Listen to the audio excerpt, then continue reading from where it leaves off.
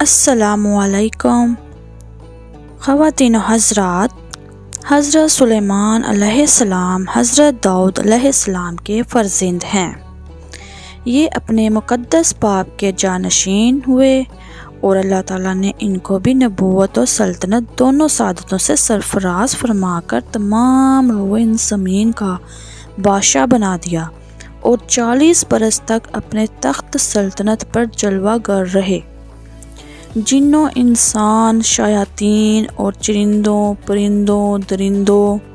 سب پر آپ کی حکومت تھی۔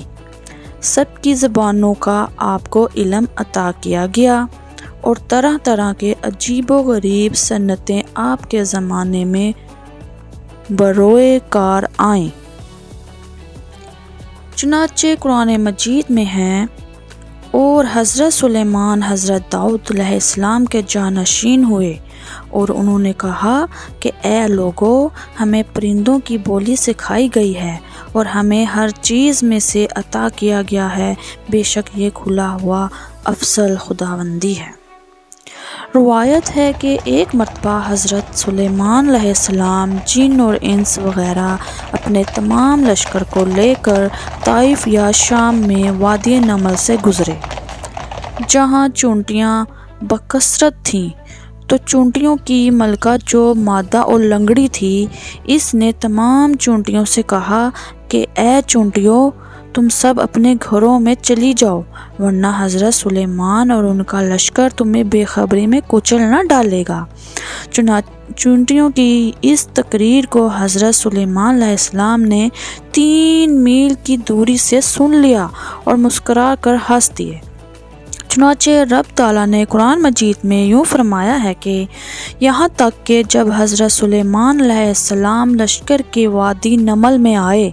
تو ایک چونٹی بولی کہ اے چونٹیوں، تم اپنے گھروں میں چلی جاؤ کہ تمہیں حضرت سلیمان اور اس کے لشکر نے بے خبری میں کچل نہ ڈالے۔ تو حضرت سلیمان اس بات سے مسکرا کر ہنس دیے۔ اس قرآنی واقعہ سے چند اسباق ہدایت معلوم ہوئے۔ چونٹی کی آواز کی 3 میل کی دوری سے سن لینا یہ حضرت سلیمان علیہ السلام کا معجزہ ہے، اور اس سے معلوم ہوا کہ حضرت انبیاء کرام کی بصارت و سماعت کو عام انسانوں کی بصارت پر